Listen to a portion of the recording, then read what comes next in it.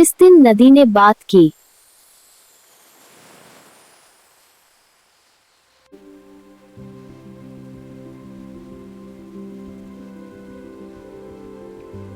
एक बड़ा चमकदार आंसू उसकी नाक से लुढ़क कर गिरा। फिर एक और। एक किंगफिशर नीचे झपटा।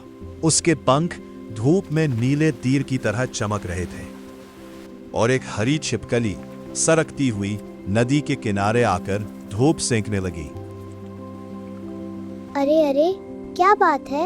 जाह्नवी चौंक गई, क्योंकि उसे पूरा यकीन था कि वो वहां बिल्कुल अकेली थी। यह छिपकली नहीं हो सकती थी, और किंगफिशर तो बांस के झुरमुट में ऊपर बैठकर अपनी पकड़ी हुई मछली खा रहा था। यह तो तोते भी नहीं हो सकते थे, क्योंकि तोते चीखते हैं, और यह आवाज तो इतनी धीमी और उनींदी थी। यह आवाज तो बिल्कुल नदी जैसी थी, लेकिन यह नदी कैसे हो सकती है? तुम्हें रोना नहीं चाहिए, समझी? और तुम्हें डरना भी नहीं चाहिए। जब तुम हर दिन मुझसे मिलने यहाँ आती रही हो, हाँ, लगभग हर दिन। अच्छा, अब मुझे सब कुछ बताओ। मुझे तो समुद्र तक पहुँचने की जल्दी है, तुम जानती हो। वे मुझे स्कूल नहीं जाने देंगे। मैंने अपनी माँ से पूछा, मैं एट्टन और मीना की तरह स्कूल क्यों नहीं जा सकती? तुम अभी बहुत छोटी हो बच्ची, शायद बाद में, शायद अगले साल।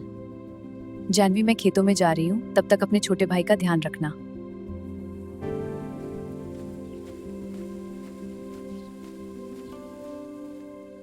मुझे स्कूल जाने से डर लगता है, और अब मैं इतनी बड़ी हो गई हूँ कि वे मुझे कभी जाने नहीं देंगे।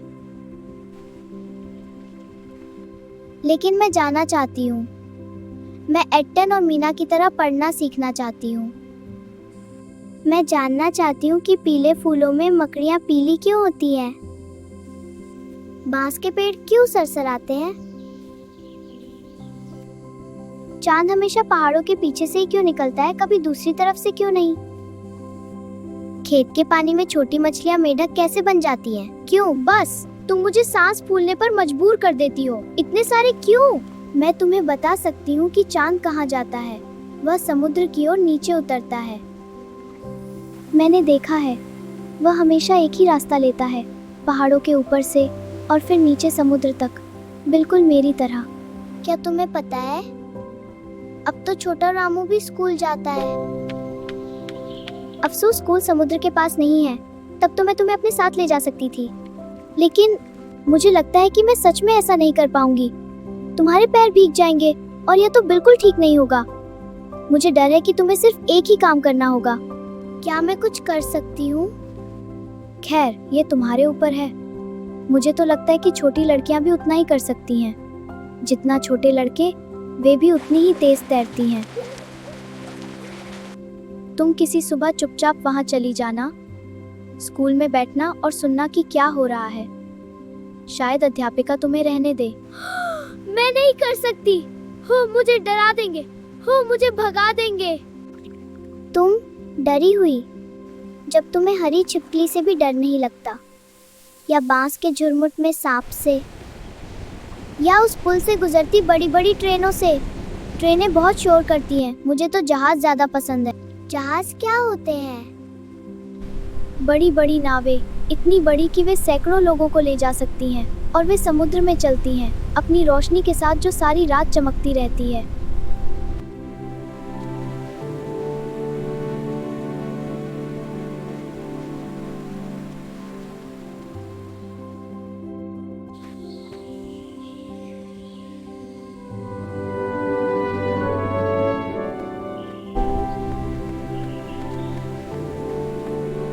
अगले दिन वो हाफती हुई, सांस फूलते हुए स्कूल पहुंची और दरवाजे पर खड़ी होकर सुनने लगी। आज हम सम्राट अशोक के बारे में पढ़ेंगे, जो मौर्य साम्राज्य के एक महान शासक थे। सम्राट अशोक मौर्य साम्राज्य के एक महान शासक थे। जब अध्यापिका पाठ पढ़ रही थी, वो धीरे धीरे सरकती हुई आगे बढ़ती गई, जब तक कि वो सबसे पीछे वाली पंक्ति में आखिरी बेंच पर दूसरों के साथ बैठ नहीं गई। तुम कहाँ से आई हो छोटी बच्ची? तुम्हारा नाम क्या है? तुम मेरी कक्षा में नई हो।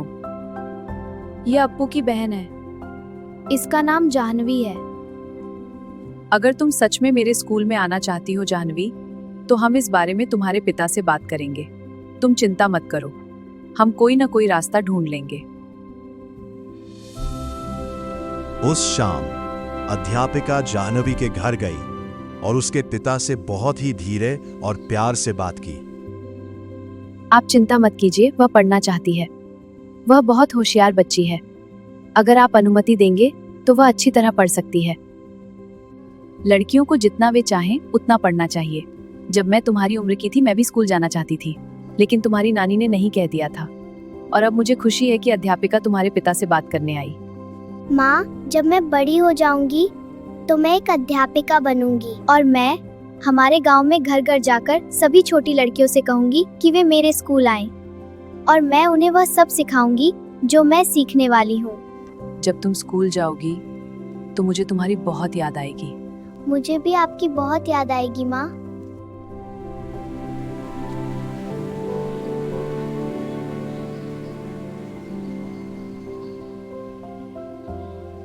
मैंने कर दिखाया। मैं डरी हुई थी, लेकिन मैंने कर दिखाया और अब वे मुझे जाने दे रहे हैं। मैं अपना नाम लिखना सीखूंगी और गणित करना भी, और यह भी जानूंगी कि हमारे धान के खेतों में छोटी मछलियां मेढक कैसे बन जाती हैं।